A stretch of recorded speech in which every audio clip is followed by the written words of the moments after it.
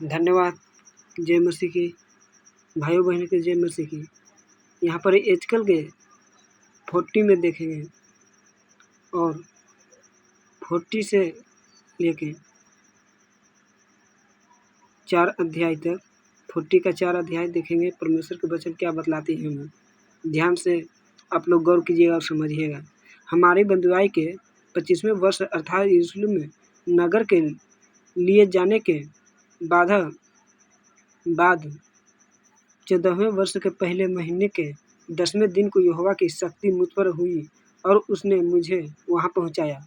अपने दर्शन में परमेश्वर ने मुझे इज़राइल के देश में पहुंचाया और वहां एक बहुत ऊंचे पहाड़ पर खड़ा किया जिस पर दक्षिण की ओर मानो किसी नगर को आकार था। जब वह मुझे वहां ले गया तो मैंने क्या देखा कि पीतल के समान और हाथ में सन का फीता और मापने का बांस लिए हुए एक पुरुष फाटक में खड़ा है।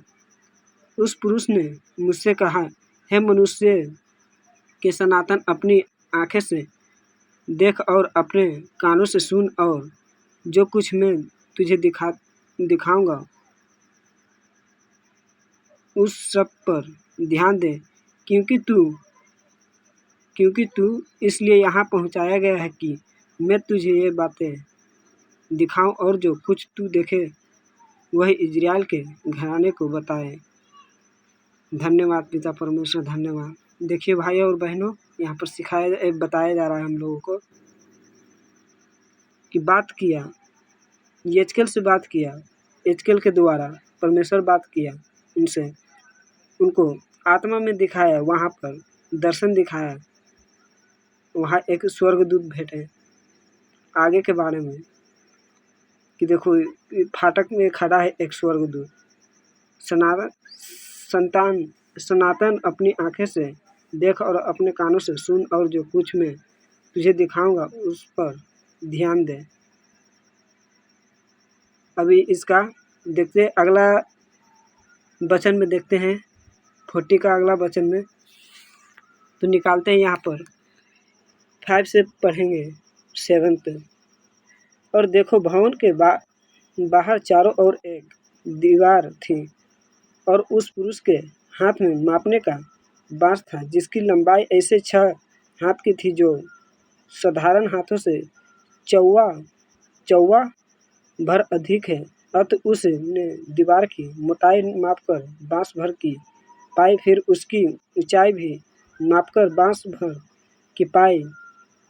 तब वह उस फाटक के पास आया जिसका मुंह पूर्व की ओर था और उसकी सीढ़ी पर चढ़कर फाटक के तीनों डेवढ़ियों की चौड़ाई मापकर एक बांस भर की पाई। पहरे वाली कोठरी बांस भर लंबी और बांस भर चौड़ी थी और दो कोठरियों का अंतर 5 हाथ का था। और फाटक की डेवढ़ी जो फाटक के उसारे के पास देखेंगे। 7वां वचन भी पढ़ लेंगे। यहाँ पर भवन की ओर थी, वह भी बांस भर की थी। धन्यवाद। देखिए यहाँ पर पुराना नियम में याजकल के द्वारा परमेश्वर बात कर रहा है, भविष्य के बारे में बात कर रहा है, आगे के बारे में बात कर रहा है यहोवा परमेश्वर। और प्रकाशित वाक्य में देखते हैं वहाँ पर दोनों के बारे में आप लोगों को समझाएंगे हम।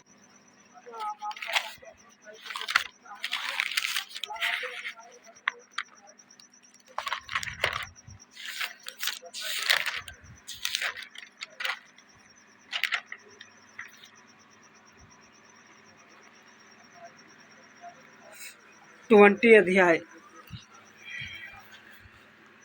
20वां वचन परमेश्वर के देखेंगे।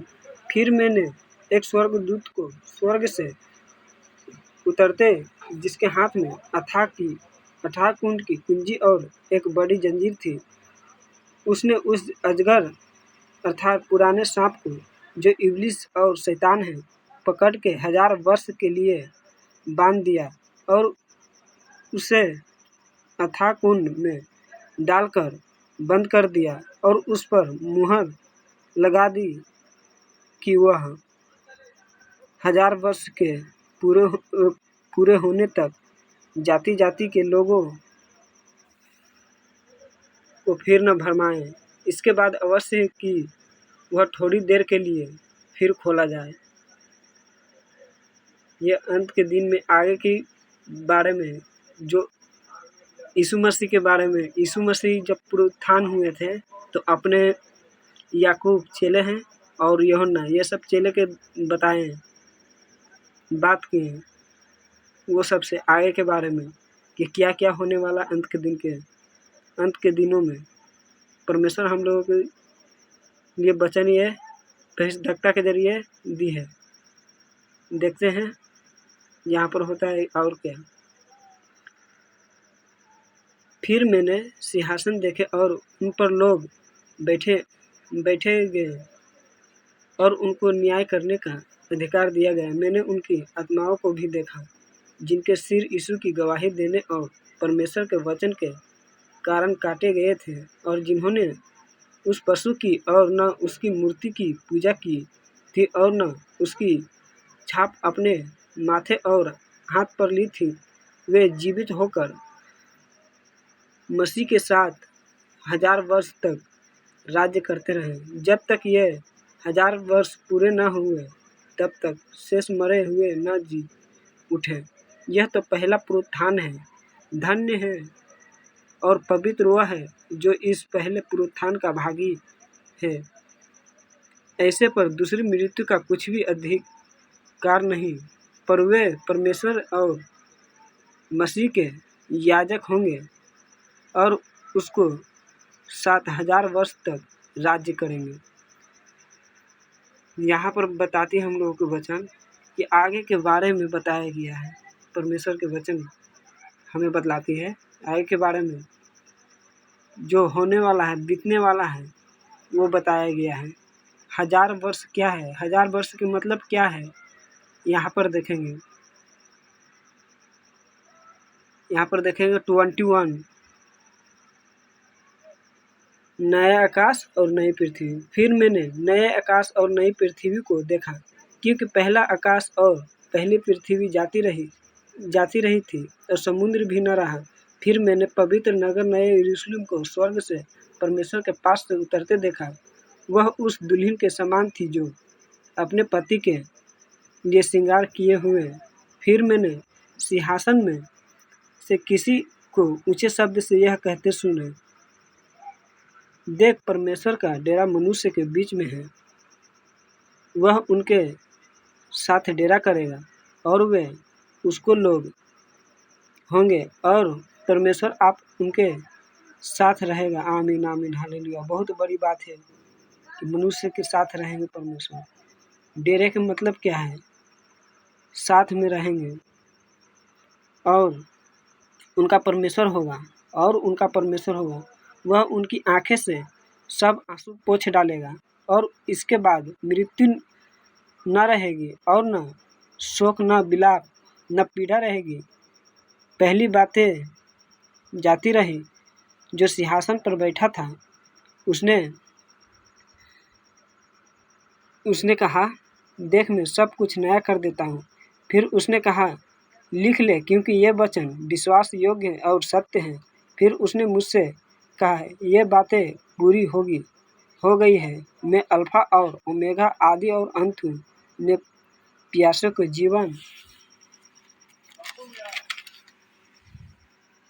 जीवन के जल के सोते में से सतमेत पिलाऊंगा। जो जय पाए वही इन वस्तुओं का वारिस होगा और मैं उसका परमेश्वर होऊंगा। आमीन आमीन हालेलुया। और वह मेरा पुत्र होगा।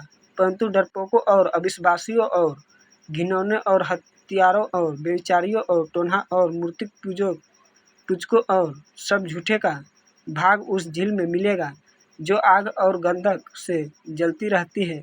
यह दूसरी मृत्यु है। यानी कि दूसरी मृत्यु यानी कि नरक के बारे में बता रहा है, जो ऐसा ऐसा व्यक्ति पाए जाते हैं संसार में जो परमेश्वर के वचनों पर नहीं चलते, उनको बारे में बता रहा है। फिर नया यरूशलेम, फिर जिन 7 स्वर्गदूत के पास 7 अंतिम विपत्तियाँ से भरे हुए 7 कटोरे थे, उनमें से एक मेरे पास आया और मेरे 7 बातें करके कहा, इधर आ, मैं तुझे दुल्हन अर्थात मेमने की पत्नी दिखाऊंगा।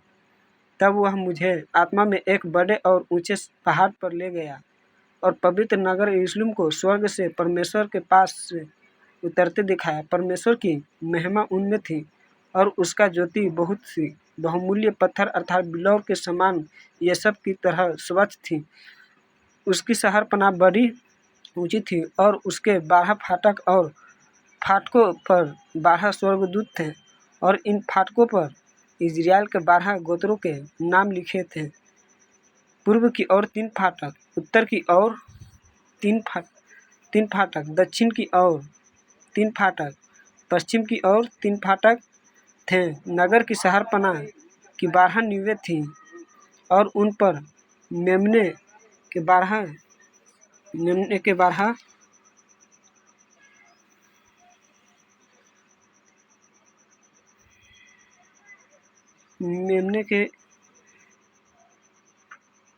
नींवें थी और उन मेम्ने के 12 प्रेरित के 12 नाम लिखे थे।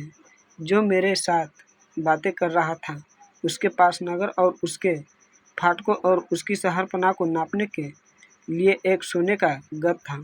वह नगर वर्गाकार बसा हुआ था और उसकी लंबाई चौड़ाई के बराबर थी और उसने उस गज से नगर को नापा तो 750 कोस का निकला। आमीन आमीन। उसकी लंबाई और चौड़ाई और ऊंचाई बराबर थी। उसने उसकी शहरपनाह को मनुष्य के अर्थात स्वर्गदूत के नाप से नापा तो 140 हाथ की निकली। उसकी शहरपनाह ये सब की बनी थी और नगर ऐसे शुद्ध सोने का था जो स्वच्छ कांच के समान हो। उस नगर की नींवें हर प्रकार के बहुमूल्य पत्थर से सवारी हुई थी। पहली नींव यशब की, दूसरी नीलमणि की, तीसरी लाली की, चौथी मरकत की, पांचवी गुमेदक की, छठवीं मन्य की, सातवीं पीतमनी की, आठवीं प्रोच की, नौवीं पुखराज की, 10वीं लहसनिये की, 11वीं धूम्रकांत की और 12वीं याकूत की थी। 12 फाटक 12 मोतिये के थे। एक फाटक एक मोती का बना था। नगर की सड़क स्वच्छ कांच के समान शुद्ध सोने की थी। मैंने उसमें कोई मंदिर न देखा, क्योंकि सर्वशक्तिमान प्रभु परमेश्वर और मेमना उसका मंदिर है। उस नगर में सूर्य और चांद के उजियाले की आवश्यकता नहीं, क्योंकि परमेश्वर के तेज से उसमें उजियाला हो रहा है और मेमना उसका दीपक है। जाति जाति लोग उसकी ज्योति में चले फिरेंगे और पृथ्वी के राजा अपने अपने तेज का सामान उसमें लाएंगे। उसके फाटक दिन को कभी बंद न होंगे और रात वहाँ न होगी। लोग जाति जाति के तेज और भाव का सामान उसमें लोग, परंतु उसमें कोई अपवित्र वस्तु या घृणित काम करने वाले या झूठ का गढ़ने वाले किसी रीति से प्रवेश न करेगा, पर केवल वो लोग जिनके नाम मेमने की जीवन की पुस्तक में लिखी है। धन्यवाद पिता परमेश्वर, धन्यवाद। यजकल में हम लोगों को बताया, वहाँ पर भी यजकल के द्वारा परमेश्वर हम लोगों को बताइए बातें चित किया, वो नगर दिखाया। तो परमेश्वर के पुराना नियम में वहाँ बता रहा है परमेश्वर के बारे में। यहाँ पर यीशु मसीह के बारे में बताया जा रहा है। तो यानी कि यहाँ पर बता रहा है कि हम लोगों को कभी भी मृत्यु नहीं होगा। और पहला पुनरुत्थान के मतलब क्या है? कि पहला पुनरुत्थान का मतलब यह है कि जो यीशु मसीह के जी उठने के पहले जी उठने से उसमें जोन भागी हैं, जोन उनको पीछे हो लेते हैं, वो इस नगर में पहुँचने पाएंगे, यानी स्वर्ग में पहुँचने पाएंगे। और 700 कोस की स्वर्ग था, सड़क भी वहाँ सोने का ही और महल भी सोने का ही। वहाँ पर गढ़ने वाला और झूठ बोलने वाला और पापी लोग प्रवेश नहीं कर पाएंगे। परमेश्वर के वचन बता रहे हैं। यजकल के जरिए परमेश्वर बात किया, यूहन्ना के जरिए यीशु मसीह बात किया। यीशु मसीह और परमेश्वर, इसका मतलब क्या है? यीशु मसीह और परमेश्वर का मतलब यही है कि भाइयों, हम आप लोगों को बताते हैं कि इसका मतलब क्या है। कि पुराने नियम में परमेश्वर जो यीशु मसीह था, जो यीशु मसीह के रूप धारण करके मनुष्य तत्व में होकर आया, मनुष्य के यानी कि हम लोगों के जैसा होकर आया। विश्वास आप करेंगे भाई, बहुत अच्छा है। आप लोगों को वचन बता रहा है परमेश्वर के जरिए कि विश्वास करेंगे तो बहुत ठीक रहेगा। परमेश्वर दोनों के जरिए बात की है। वो यीशु मसीह नहीं थे, वो परमेश्वर थे, आदि और अंत और अल्फा और ओमेगा थे। बीच में भी वो जो फिलहाल चल रहा है, वर्तमान में, भविष्य में, भूतकाल में भी वही है।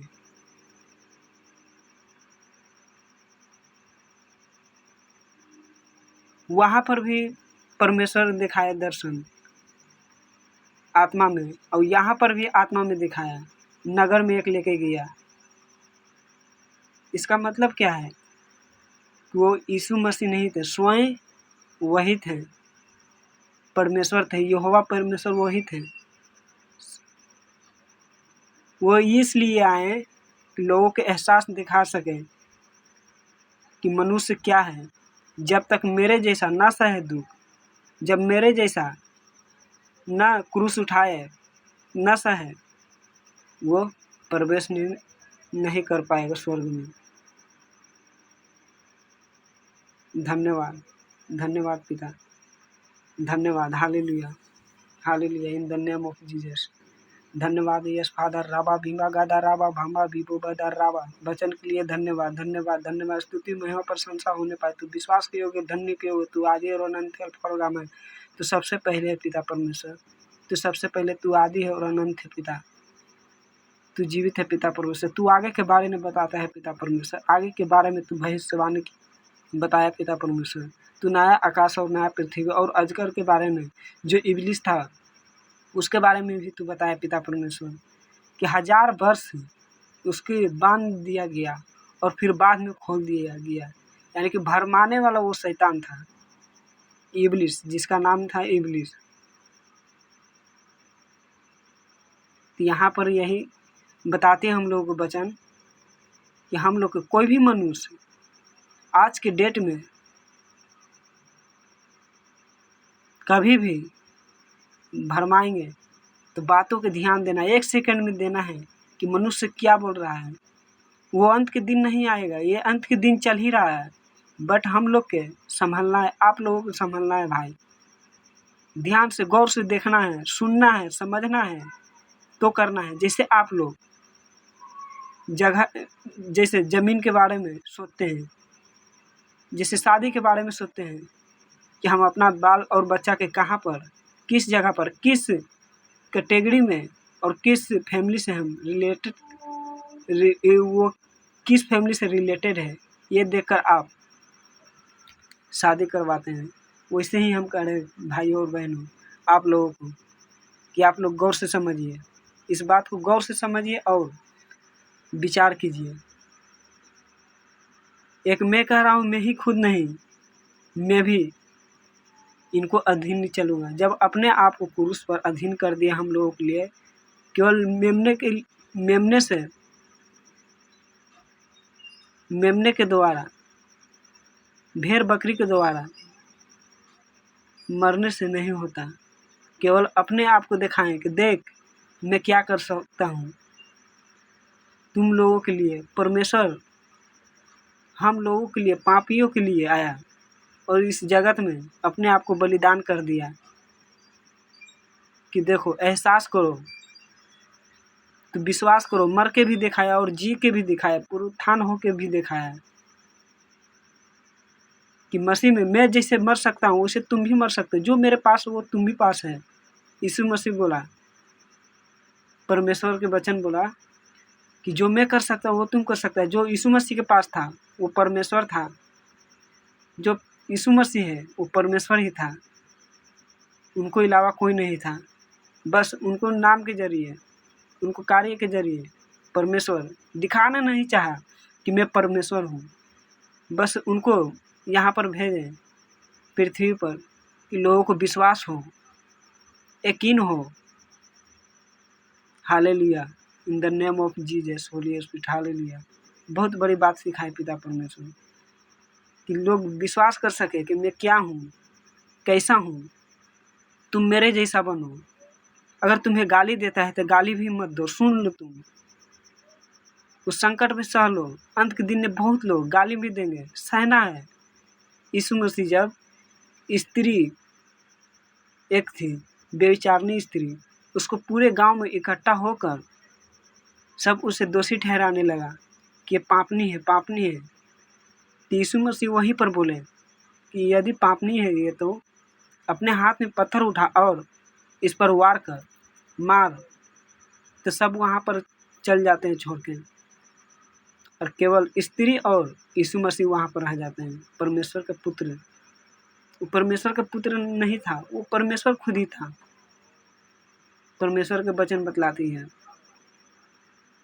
आप लोग अगर यदि सोचिए कि पुराना नियम में जब उनको जरिए बात किया और नया नियम में यूहन्ना के जरिए बात किया परमेश्वर, अब सोचिए आप, उस सच में परमेश्वर ही थे। Hallelujah, in the name of Jesus Holi spirit. धन्यवाद, धन्यवाद पिता परमेश्वर। मैं प्रार्थना करता हूँ पिता परमेश्वर कि जो तेरे पीछे होंगे पिता परमेश्वर, सदा जीवित रहेगा पिता परमेश्वर, मरेगा कभी नहीं पिता परमेश्वर। तो स्वर्ग से वो दर्शन दिखाते रहेगा, वो खबरें देता रहेगा कि बेटा तू ये ऐसे कर, ऐसे कर, तू ये इस रास्ते पर चल, तू गंदे मत काम कर, तू मेरी बातों को याद कर, मुझे भूल न दे। बहुत लोगों के देखते हैं, सारे लोगों को कि चंगाई के लिए आते हैं, चर्च में जाते हैं और ठीक होने के बाद परमेश्वर के ही छोड़ देते हैं। तो परमेश्वर ये भी कहते हैं कि अगर तुम मुझे छोड़ोगे तो हम भी तुमसे नाराज रहेंगे। तो सबको लेकर आएंगे, लेकर जाएंगे, आएंगे बाराती के साथ, तो सबको लेकर जाएंगे, तुम्हें छोड़ देंगे। वही है, परमेश्वर के वचन बतलाती है कि अगर सिर्फ समस्या आपका काम आता है तो अपना काम करवा लेते हैं और आपका हो जाता है तो फिर परमेश्वर के नहीं जानते हैं। धन्यवाद, धन्यवाद, हालेलुया, हालेलुया। प्रार्थना करता हूँ पिता परमेश्वर सभी भाई बहनों के लिए पिता परमेश्वर के जानने पाए यीशु मसीह क्या है और कौन थे वो परमेश्वर, कौन थे यीशु मसीह, किस लिए आए, किस जरूरी से आए। एक आदम और हवा के कारण सभी लोग पापी हो गए। यही एहसास दिलाने के लिए आप आए पिता कि लोगों को पाप को क्षमा हो सके। आप इसलिए आए पिता कि लोगों को कैसे आप योजना बनाए पिता परमेश्वर, वहाँ से स्वर्ग में बैठकर कि जाओ मैं तुम्हें त्याग देता हूँ। आप ये नहीं कहें कि मैं फिर आऊँगा। आप समझिए पिता परमेश्वर, तीसरी बार आप आ रहे हैं पिता, एक बनाने के लिए और एक यीशु के जरिए और एक खुद ही आएंगे पिता। वो यीशु नहीं था, सिर्फ आप ही थे पिता। धन्यवाद, धन्यवाद पिता परमेश्वर। ये बात को एहसास कर सके वो जीवित रहेगा। धन्यवाद धन्यवाद हालेलुया। रिबा दागा राबा भामा बीबो बादा रिबा बामा बीबा बादागा राबा भामा बीबो बादा रिबा बामा राबा। हर एक पिता परमेश्वर जो पिता परमेश्वर सुनेंगे इस वीडियो को देखेंगे उनको घर में उद्धार होगा, उनको ज़िंदगी में उद्धार होगा, उनको परिवार और देश समेत और शत्रु के साथ पिता परमेश्वर उद्धार होगा। पिता परमेश्वर उनको बैरियों के साथ उद्धार होगा। पिता परमेश्वर यस फादर री बाबा बागा दारा बाबा री बाबा बीबू बधारी दादा नागा राबा। हम पिता परमेश्वर अपने आप को शून्य करते हैं, जीरो करते हैं, पापी के समान सौंपते हैं। पिता परमेश्वर यस फादर जैसे सोचा था पिता परमेश्वर वैसा ही किया कि अपने आप को बलिदान दे देते हैं मनुष्य के कारण। पिता परमेश्वर तूने बलिदान दिया। पिता परमेश्वर हम लोगों के लिए जान दिया कि लोग विश्वास करें। यस फादर धन्यवाद धन्यवाद। तो भी पिता परमेश्वर बहुत लोग नहीं जानते हैं पिता परमेश्वर कि शैतान क्या है। आपके बगल में शैतान और परमेश्वर दोनों रहते हैं तो आप एक्सेप्ट ज़्यादा शैतान के ज़्यादातर करते हैं आप लोग। यस फादर ऐसा ना होने पाए पिता परमेश्वर। मैं प्रार्थना करता हूँ भाई और बहनों के लिए। बहुत चीज़ है ऐसा अभिलाषाएँ परमेश्वर भी है और शैतान भी है। परमेश्वर के साइड में कर देते हैं कि आप यहाँ पर शांत रहिए, खड़ा रहिए। किसी आदमी के जरिए, किसी वीडियो के जरिए परमेश्वर बात करते, किसी सपने के जरिए बात करते हैं, उस पर गौर नहीं करते हैं लोग। सब पिता करते हैं वही इंटरटेनमेंट, इंजॉयमेंट चाहिए हमें, मज़ा चाहिए, सब मज़े में लगे रहते हैं। पिता परमेश्वर ये नहीं जानते कि हम अंदर ही अंदर खोखले होते जा रहे हैं, नाश होते जा रहे हैं। स्वर्ग ऐसा चीज़ है वहाँ कोई मर नहीं सकता है। नरक ऐसा चीज़ है कि एक बार वहाँ पर डला गया जो कभी निकल नहीं सकता है, कभी भी नहीं। 2000 साल करोड़ कभी नहीं निकल सकता है। वहाँ अनंत जीवन है स्वर्ग में। और नरक में है कि आपको एक मिस्टेक परमेश्वर से दूर कर देती है। जैसे आदम और हवा के किया था वैसे ही कर देती है। यस फादर रिबा बाम्बा गादा बारा बाबा। विश्वास करे पिता परमेश्वर, विश्वास नहीं होने पाए सुन ले ग्रहण कर। धन्यवाद धन्यवाद धन्यवाद पिता परमेश्वर धन्यवाद। परम पिता के प्रेम, यीशु मसीह के अनुग्रह, पवित्र आत्मा के संगति और सवाकता, हर एक वचन के लिए धन्यवाद, हर एक प्रार्थना के लिए धन्यवाद, रिक्वेस्ट के लिए धन्यवाद, आग्रह सुनने के लिए, गिड़गिड़ाहट सुनने के लिए मेरी धन्यवाद पिता परमेश्वर। हालेलुया। री बादांगा बाबा मा बा बीबो बादा री बादांगा राबा बाबा बीबो बादा री गादा राबा बाबा बीबो बादा राबा। धन्यवाद धन्यवाद। सुन और दया से ग्रहण कर पिता परमेश्वर। यीशु मसीह नासरी के नाम में मांगते प्रार्थना, आमीन आमीन। जय मसीह की। मेरा चैनल सब्सक्राइब कीजिए आप लोग, बेल आइकन को दबाते रहिए और फॉलो करते रहिए और लोगों को समझाते रहिए। धन्यवाद धन्यवाद धन्यवाद धन्यवाद पिता, धन्यवाद।